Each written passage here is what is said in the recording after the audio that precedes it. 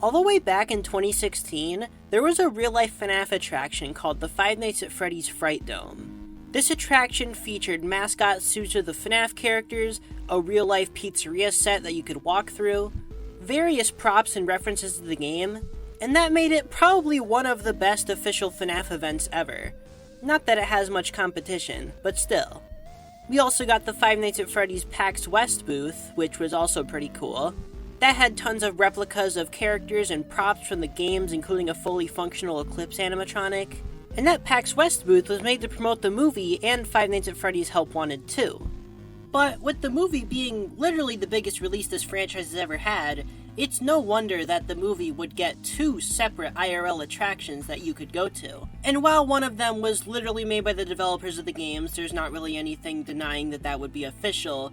This other one is a little bit iffy, as the production value on this seems way too high to just be some random unofficial project. Like, this is genuinely higher production value than the Fright Dome was.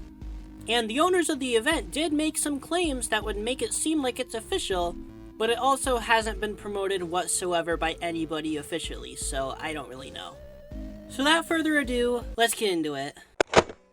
Also, I want to mention real quick that my plushie is officially funded, which means that everybody will be receiving their plushies in February when they're ready to ship, which is so extremely exciting for me, because, like, 2 successful plushies tied to my channel is just, like, insane. I never thought I would make it this far, so again, just thank you guys so much. And at the time this video is uploaded, it should be available still. It should have about 4 days left. So get them while you still can, link in the pinned comment, and let's move on to the video. So I think just about everybody is aware of the fact that FNAF's biggest audience is in the United States, it was made in the United States, and the 2 most substantial IRL events related to the series were in the United States. So what if I told you that the most ambitious official event yet is actually in Saudi Arabia? Now, I'm not really sure how popular FNAF is over there, but it must be pretty popular to warrant this. So the most striking thing about this event that you guys have probably seen online if you've been on Twitter or anything, but is this giant thing of Freddy, Bonnie, Chica, and Foxy and the endoskeleton that are just these massive statues right outside the building. And I don't know why they use FNAF plus Freddy. That's kind of weird, but the fact that these exist is kind of insane. Like, these are massive, which is one of the things that convinces me that this event does have some official merit to it, because this had to have taken an insane budget to produce. But also, there's another sign that it could not be official here, because if this was really official, why would they be using FNAF plus Freddy and Unwithered Bonnie? Maybe it's just official without a lot of moderation from Scott? I'm not really sure. Because according to one of the few videos I can find in this whole thing, which is from a YouTuber from the name of the Anime Men, they do mention at the end of their video on the event, which is a great source, I'm going to put them in the description, but according to them, they got in contact with the owners of the event, and the owners had stated that Scott Cawthon had actually approved this event. Oh. You love this guy? After surviving Freddy's, we spoke with the creators of the maze. They mentioned they developed it with Scott Cawthon and created the whole thing in 3 weeks. Not gonna lie, the maze was better than anything we have in California. And if you want to experience it yourself, visit Boulevard City in Riyadh during Riyadh season. And while it is a possibility that they're lying, because I still think it's really fishy that this hasn't been acknowledged by anything officially, but I also think that if this wasn't official, this insane budget for it would be kinda crazy. I wouldn't be saying it's higher production value than the Fright Dome if it wasn't for the statues on the front, because the interior is probably about on the same tier, if not a little less stylistic. Although this one does have actual fully functioning animatronics, unlike the Fright Dome. But still, this is definitely a pretty huge event that I don't really see anybody talking about. And from what I can tell from some of the advertising material, like this one for example, they do appear to be using the proper Five Nights at Freddy's logo, which leads me to believe that this is a legitimately licensed product that they actually got assets from Scott for. And sorry if I pronounce anything wrong, but we can see on this image that Riyadh season appears to be the company or event that this was made for. And from everything I can find, they appear to be a pretty dang legit thing. So I guess let me know in the comments if you personally believe this is official or not. I think it probably is licensed at the very least, although I do believe it got little moderation from Scott himself, since, you know. But But anyway, I think it's about time we actually move on to getting through what's actually in this attraction, how it runs, and everything like that. So the following footage I'm showing you is uploaded by a creator named Braden, and this gives a pretty great look at just how massive this thing is and how eye-catching it is on the street it's on. The fact that they supposedly made this in under 3 weeks is insanely impressive. And I think this looks pretty dang cool, even if Freddy and Bonnie's models aren't necessarily on point. It's also interesting to note that Chica has a toy cupcake rather than the FNAF 1 cupcake. But all things considered, these statues all look pretty dang good, and I can only assume the inaccuracies are just because they didn't have enough time to do their proper research. I definitely think the best looking one here is the endoskeleton. He just looks fantastic. And I love the detail of the giant security monitors and everything. This is just really, really well presented. Though I'm not sure what's up with the really bizarre looking FNAF figures hung along the edge. I'd really love to know more about how this was produced, and if I do find enough more stuff on this, I probably might make a second video, but I'm not really sure because I don't really know how much will be put out about this, but I'd really like to know more about the production of these statues because they're very impressive. And then the other attraction that would be outside of the building is this puppet mascot suit, which honestly looks really good. It's even on stilts, so it's way taller than everybody in the crowd, and it looks really, really good. I don't believe the puppet appears anywhere inside the attraction itself, so it's purely just an outdoor thing, but it is a pretty cool thing there. The actor even stands perfectly still sometimes so they can scare people, which is pretty awesome. And just like the Fright Dome in PAX, I really wish I could have gone to this, but this is the one that is the most unrealistic for me to have gone to since I live in the United States.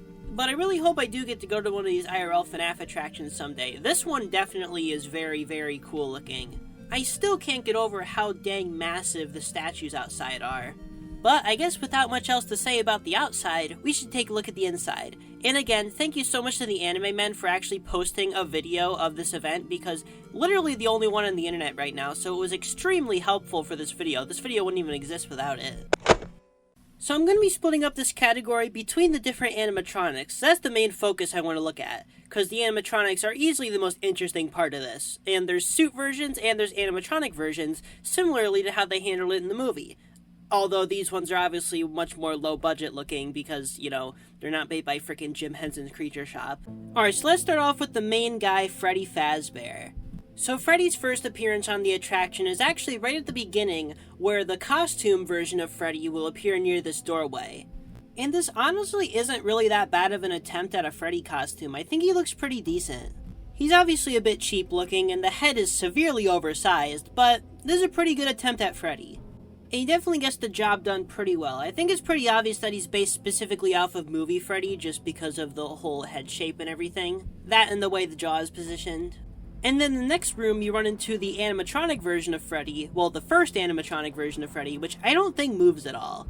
He appears to just kind of sit in this window and be there to spook you when you turn around, but he's pretty cool looking.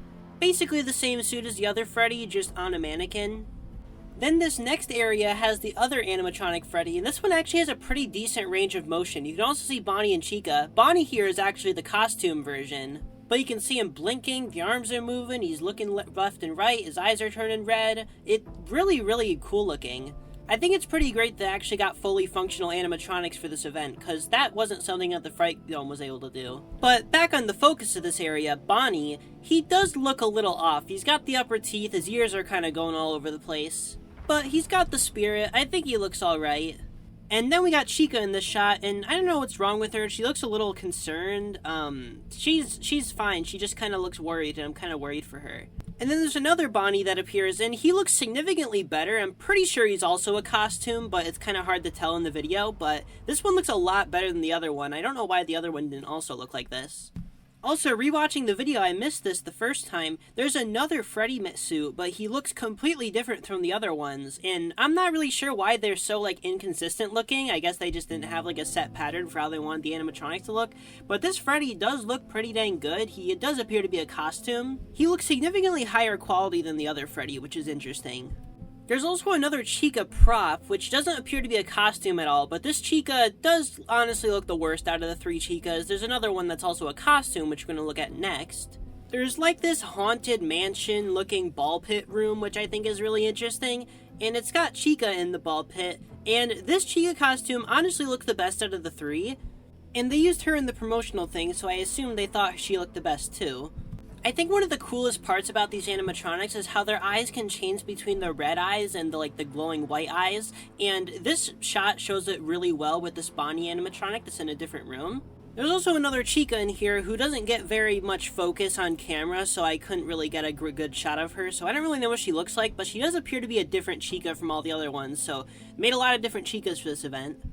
And now let's go on to Foxy. I honestly think Foxy is the best looking animatronic in this event, not because he's the most accurate, but I just think he's the most appealing looking.